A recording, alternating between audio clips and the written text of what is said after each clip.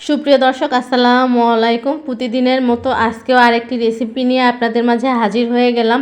আজকে করে দেখাবো উত্তরবঙ্গের বিখ্যাত ডিম আলুর ডাল। তাহলে কথা না বাড়িয়ে চলুন তাহলে রেসিপি শুরু করে দেই। আমি আলু সেদ্ধ করার জন্য দিয়ে দিব। এখানে আমি কিছু আলু নিয়েছি, সেদ্ধ করতে দিয়েছি। আপনারা যে যতটুকু বানাবেন সেই অনুযায়ী আলুটা সেদ্ধ করে নেবেন। আলুটা আমার প্রায় সেদ্ধ হয়ে গিয়েছে দেখুন। এখন আমি খোসাটা ছাড়িয়ে নিব। এখানে আমি খোসাটা ছাড়িয়ে নিয়েছি। এখন হাতে একটু ম্যাশ করে নিব। একবারে বেশি ম্যাশ করব না, সামান্য কিছু আস্ত আস্ত রাখবো, খেতে ভালো লাগবে।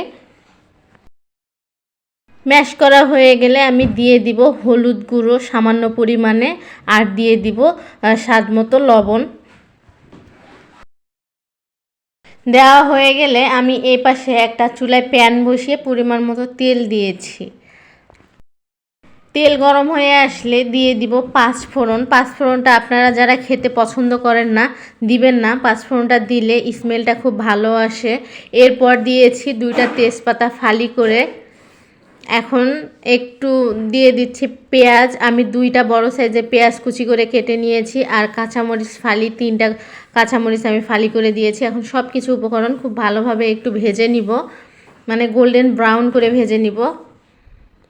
এখানে আমি বলতে ভুলে গিয়েছিলাম, এখানে আমি রসুন কুচিও দিয়েছি। আমি বড় সাইজের একটা রসুন কুচি করে দিয়েছি। এখন ভাজা হয়ে গেলে দিয়ে দিচ্ছি আলু, ম্যাশ করা আলুটা দিয়ে এখন 2 মিনিটের মতো কষিয়ে নিব নেড়ে ছেড়ে। এই পর্যায়ে চুলার আঁচ মিডিয়াম লোতে রেখে দিবেন।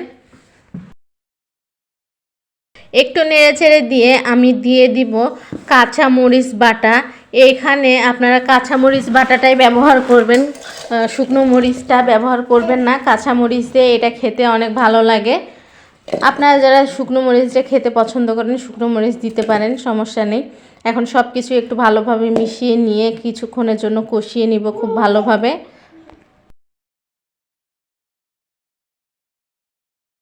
কিছুক্ষণের মতো কষিয়ে নিয়েছি। কষিয়ে নেওয়া হয়ে গেলে আমি দিয়ে দিব পরিমাণ মতো পানি। পানিটা খুবই সামান্য পরিমাণে দিবেন, কারণ আলুটা তো সেদ্ধ করা, সময় লাগবে না এটা হতে, এই জন্য পানিটা একটু বুঝে দিবেন।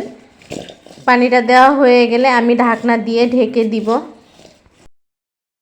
এই পাশে আমি প্যান বসিয়ে দিয়েছি, ডিম ভেজে নিব। আমি 2টা ডিম, পেঁয়াজ, মরিচ আর সামান্য পরিমাণ হলুদ দিয়ে গুলিয়ে নিয়েছি। এখন আমি ভালোভাবে এটা ভেজে নিব ডালের মধ্যে দেওয়ার জন্য। আমি খুব সুন্দর করে ডিমটা ভেজে নিয়ে একটু টুকরো টুকরো করে কেটে নিব। কেটে নেওয়া হয়ে গেলে এই পাশে দেখুন ডালে বলক চলে এসেছে। বলক চলে আসলে আমি ডিমগুলো দিয়ে দিব।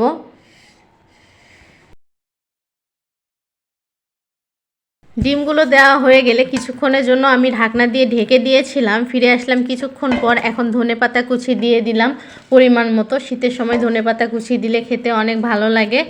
এরপর আবার দিয়ে দিচ্ছি ভাজা জিরের গুঁড়ো। ভাজা জিরের গুঁড়োটা অবশ্যই দিবেন, খেতে অনেক ভালো লাগে আর স্মেলটাও অনেক সুন্দর আসে। এখন আমি একটু সামান্য পরিমাণে নেড়ে চেড়ে দিব খুন্তি দিয়ে। ফিরে আসলাম কিছুক্ষণ পর। দেখেই বুঝতে পেরেছেন কালারটা কতটা সুন্দর হয়েছে। খেতে কিন্তু ভীষণ লোভনীয় হয়েছে। রান্নাটা আমার শেষ, আমি চুলা অফ করে দিয়ে নামিয়ে নিব। চলুন আপনাদেরকে তাহলে আমি পরিবেশন করে দেখাই। দেখুন কত সহজে ডিম আলুর ডাল করে ফেললাম। এটা কিন্তু আমাদের উত্তরবঙ্গের বিখ্যাত একটা রেসিপি। আপনারা যারা এইভাবে একবার ডিম আলুর ডাল তৈরি করেননি, একবার হলেও বানিয়ে দেখবেন আমার এই রেসিপি ফলো করে স্টেপ বাই স্টেপ। খুব ভালো লাগবে। আজকে এই পর্যন্ত, আবার অন্য কোনো ভিডিও নিয়ে আপনাদের মাঝে চলে আসবো। সেই পর্যন্ত সবাই ভালো থাকবেন, সুস্থ থাকবেন। আল্লাহ হাফেজ।